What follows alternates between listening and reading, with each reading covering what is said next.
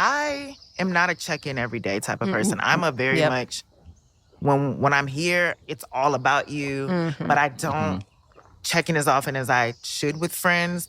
And I've been told that in the past, and I've adjusted, but you just have to tell me, but it's not a natural instinct. And so with this, I understand, like, Eva being like, this is kind of a high maintenance friendship in a way where I can't, I'm not going to be the same type of giving friend that you are to me, but I will show up in the ways that I can. If you need me, I will always be there.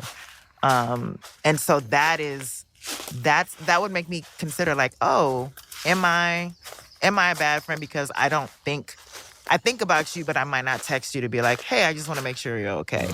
But you should know that I would hope you would call me if you weren't okay, and know that I would show up for you and be there for you. I'm just not I'm not considerate. Yeah. I'm not a considerate friend in the way that I would like to be. That's a pronouncement there. It's true. And it's like one of my biggest flaws, because I'm just so work focused that I'm not like, I'll think about you, but not tell you that I'm thinking about you. Right. Peace. An inconsiderate friend is an oxymoron, kind of like honest crook. Consideration is the most elemental, fundamental, basic, bare minimum requirement for being a genuine friend. But that's just me. I know that friendship means different things to different people. And I know some of you may be thinking, well, I'm a good friend, but I just don't have the capacity for a high maintenance friendship. Never stopping to consider that the issue may not be high maintenance on their part, but low investment on your part. But again, that's just me. If you hit me up to check in every now and then and ask me how things are going, I'm not going to tell you. The most you're going to get is, well, maintaining, life be life, and same old, hey, it is what it is, you know what I mean? I'm not going to open up and be vulnerable and spill my guts to someone who isn't going to be around to help me clean up the mess. Someone who doesn't have the capacity to actually even process the burden that I'm laying on them. My troubles are just too low vibrational for them.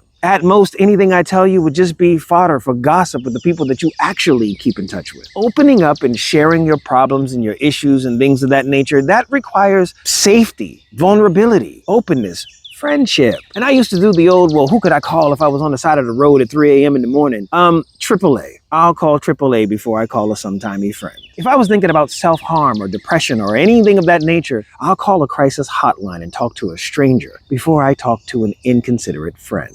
But again, that's just me. And to be clear, I'm not judging. I'm just saying it ain't for me, and I'm not just judging the other side. I too have been guilty of inconsideration to people that I considered friends. Just recently, I discovered that a friend of mine had survived cancer. Another friend of mine had gotten divorced and remarried. Another person whom I consider a friend had gone through the process of somehow tragically losing a limb.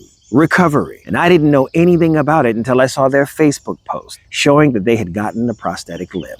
I was too embarrassed to even message and ask what happened, because I knew I hadn't done the bare minimum in that friendship. So before everyone piles in and tells me how busy Issa is and all the things that she has to do, you don't need to do that. I too am a very busy man, and I too have lapses of consideration in my friendships as well. It's something that I'm trying to remedy. And I think a part of that remedy is expanding our vocab as it pertains to how we describe our relationships. Maybe we're overusing or misusing friend. I think we should bring back cool. Being cool with one another is not quite being just basic associates, but it also doesn't come with all the requirements of a genuine friendship.